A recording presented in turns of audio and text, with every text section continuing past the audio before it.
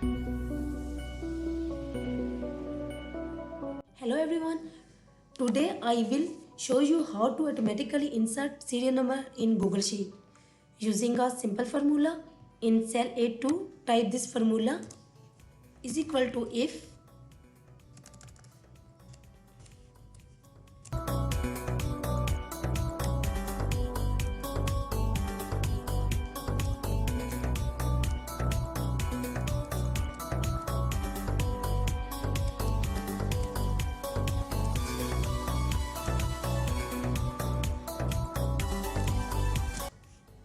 drag or copy paste the formula down the column. Now serial number will appear automatically based on the data in column B.